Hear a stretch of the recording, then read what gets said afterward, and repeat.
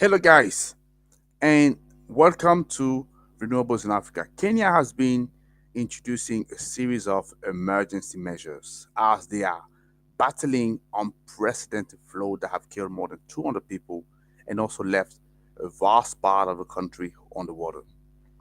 And the president of the country, President Ruto, said, and I quote him, no corner of the country has been spared from this havoc. And that's understandable the way he said that because after weeks of torrential rains that has overwhelmed the infrastructure of the country, washing away roads, bridges, and displacing more than 160,000 people, you can understand that's something very serious. And that's why I wanted us to talk about it in today's Sunday Talk with Tony.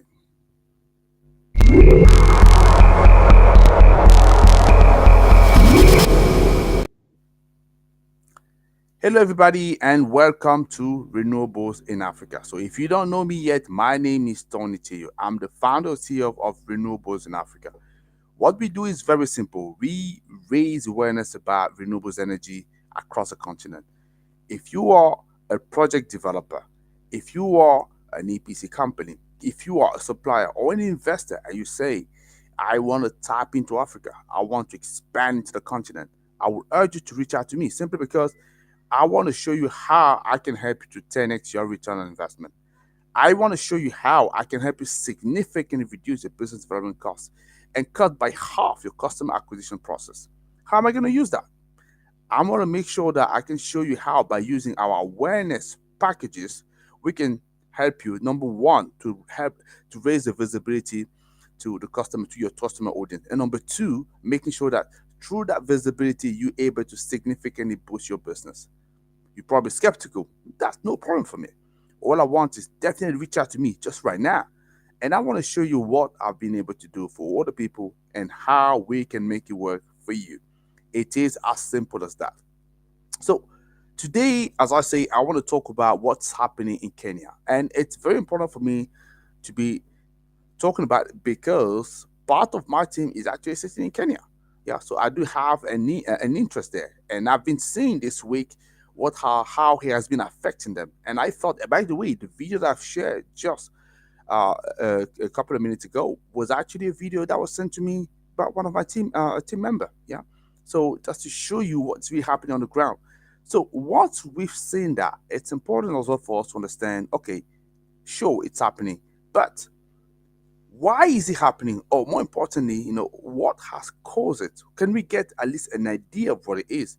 Maybe tomorrow we can better prepare. And by the way, in the second part of the conversation, I want to talk to you about three measures that you could take to better prepare for these kind of scenarios. So let's look at what are the elements that could explain what is happening right now so that we have a better understanding. So the first element that we want to talk about here is El Nino. So some of you may or may not have heard it. El Nino, it's actually a natural phenomenon, that's happening on a regular basis, right? Which is simply, just to keep it very simple, right? Because I don't want to dive too much in the loose part of you. It's the warming of the surface water in the Pacific Ocean. And when it's happening, obviously, that's actually causing all sorts of disturbances, in the natural pattern of the weather. And you could then have storms that are rerouted, are coming to places where they shouldn't have come initially in first instance. So El Nino definitely, it's one of the reasons that we're seeing what's happening currently in Kenya. It's also fair to say that so there has been some previous warning by the Kenya Meteorological Agency, a department, that sort of warned that, that was since May 2023, that in May, July, that was last year, and also October, December, we're going to observe some phenomenon, some potential torrential rain caused by El Nino. But they also said that it was going to continue into 2024. So that's one of the reasons we're seeing what we're seeing right now. That's the reason why I'm saying it is important to pay attention to those messages. Yeah. So sometimes we get very comfortable in our life, and whenever warnings are issued like that, we think that people will sometimes exaggerate. But guess what? These are the job. Their job is to watch what's happening to prevent us and for us to better prepare. Yeah, that's what we have to do. So El Nino, it's definitely one reason. So the second reason, which I guess or I hope most of you would have guessed, I would like to say climate change. Yes, climate change. You know, even the President Ruto again, he said that the current unprecedented crisis of flood is a direct consequence of the failure to protect the environment, which is resulting in painful effect of climate change that we are witnessing today. And the country, that's also what he said, is poised to remain in this cyclical crisis for a long time unless we confront the existential threat of climate change. Yes, guys, I believe, okay, I can't say that 100% certainty to you, but clearly there is a pattern that seems to be repeating here. So we seem to be seeing frequent extreme weather conditions. Yeah, that's what we're seeing. Not long ago as well. So if you have been following me, so I've been talking about what was happening in in Mozambique. Same kind of story. Yeah, and it's coming on again. And yet again, we could see that the country that yes have not necessarily caused the situation uh, to exacerbate are the one struggling the most. That is what is important to pay attention to and ask ourselves, what can we do to prevent it? So climate change is the second reason we're seeing what is happening. So a third reason we're seeing what is happening, I think, could be fairly or unfairly, it depends what side you're sitting, could potentially be attributed a little bit to the Kenyan government. Because the warning was there by the meteorological department, and I guess more could have been done. So I'm not the only one saying that, and I'm not accusing the government here. I'm simply saying that because I believe that we should all better prepare. So it's important as well to take responsibility and to acknowledge that and to move forward. But let me show you a short clip, an interview that President Ruto was having with the BBC, and please do listen to what he has to say. Seen county governments complaining that the response from the national government has been slow. If we look at most of the counties that have been affected by the flooding, almost all counties have been affected, but they're not able to offer complete support to the people who've been displaced. What would you have to say about that, considering the fact that these are county governments that are blaming the national governments? The instruments that have been built into budgets give every government at all levels, government at the national level, government at the county level, emergency resources. There is always room for any county to adjust their budgets to take care of emergencies. So while it is true that we have an emergency situation and we need to respond, every level of government has been built into the budget that a certain percentage of their budget can be reorganized to meet emergency requirements. It is the reason why, as early as last week, we already had food items being sent out to places where there are floods. My deputy has been leading the charge on behalf of national government, making sure that those who are affected in different parts of the country are attended to. As I talk to you, a whole of government approach is underway to deal with the flooding, to deal with the mudslides, and all the other attendant issues. As I mobilize, using this conference, the necessary resources for us to be able to respond effectively, not just to the floods, but to the after effects of the floods. We will need development resources to repair the roads. We will need resources to rebuild homes for those who have been affected. We will need resources to resettle. We will need resources to deal with food security issues. This is what we are doing, and we are having a whole of government approach. We are deploying our resources in the provincial administration sector. We are working with counties. The national government is working, and we are working with development partners to make sure that we have a whole of government and a whole of society approach to the challenges that we have. So would you say, in terms of response, would you be blaming county governments for making the response not adequate enough? given the fact that you've already mentioned that they have emergency budgets within them, but they've not been able to reallocate them? I don't think this is the moment for blame game. I think we should just address ourselves to the issues, move with speed to respond, and also ask citizens, as we have called on citizens, to move away from areas of danger, areas where there are possibilities of floods, to be careful whenever they are crossing rivers, to be careful on overloading of some of the equipment they are using for crossing rivers, so that we are all careful and we don't endanger our lives, even as we take precautionary measures as government to make sure that we support those who are victims of floods or mudslides or the other items.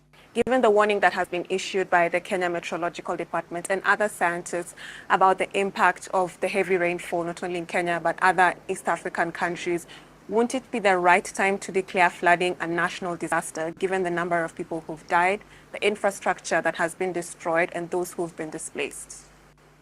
I think the more urgent thing to do is to provide the requisite resources, put in place the necessary plans, and ensure that we deploy the resources and the plan to be able to deal with this situation as we are doing. In fact, tomorrow very early in the morning, we have a cabinet meeting that is going to address itself to this issue. I already called an emergency multi-agency team last week to be able to set up a 24-hour emergency desk that will look at all the issues around the situation we are faced with. And I am very confident that we should be able to respond in good time. And we are going to make sure that we deploy every resource that is within our reach to make sure that we take care of this situation, even as we see the next steps. If it gets to a level where it becomes absolutely necessary for us to declare a national disaster, then those steps will be carried out. Okay, I think that we've seen.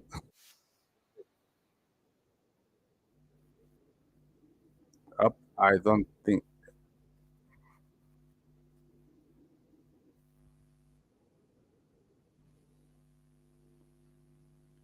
Okay, sorry about that, guys. That's what happened obviously when you are using YouTube. But coming back to what within here, so you could see obviously there was some sort of criticism done toward the Kenyan government because we believe that more could have been done to prevent the situation.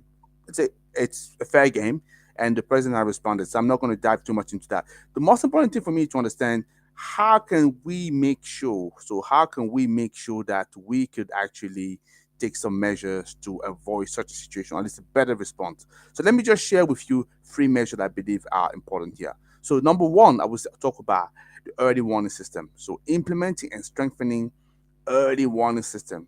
These can really help communities, but also authorities to anticipate and respond to impending floods more effectively. And this will include investing in technologies, such as, weather monitoring stations, flood gauges, communication network, and so on and so forth. Yeah. So that's one thing that you can do. So early warning system. So number two, we'll talk about infrastructure resilience, enhancing that the resilience of critical infrastructure, like the road, the bridges, the drainage system. This can help to mitigate the impact of flooding and minimize damages. And this will also involve, flood resistant construction techniques. Yeah, it's important to understand that. That's part of that resilient method here, resilient response. So improving the drainage infrastructure, and if needed, retrofitting, its existing infrastructure to withstand extreme weather condition. Yeah, because this is what we are bound to see more regularly. So also we need to talk about number three here. That's the third measure. It's a community preparedness and education. So how do we build the community resilience through education, to training, to preparedness program, and it is essential, to minimize the impact of the flooding. So these are the kind of measures that I believe that we need to be looking at. Yeah. So definitely, I'm talking about here the early warning system, I want to talk about that, the infrastructure resilience, and also the community preparedness, and also and education. It is very much important if we're saying that we stand a chance to better combat those those events when they happen, because it's certain it would happen. So how do we better prepare for that? That is what I wanted to share with you. And I'm just gonna say, just want to leave you with one quick message. Say, so what can we take out of it? We should take that. Yes, it's happening in Kenya today. Yesterday was Mozambique. Tomorrow, who is it going to be? I don't know. You know, for example, if you've been looking at the news, that they've been talking about the cyclone, so Hidaya, it's going to be hitting potentially Kenya, but also Tanzania. Yeah. So it's bound to happen. This is what I'm saying. Pay attention to that, guys. So how do we better prepare for that?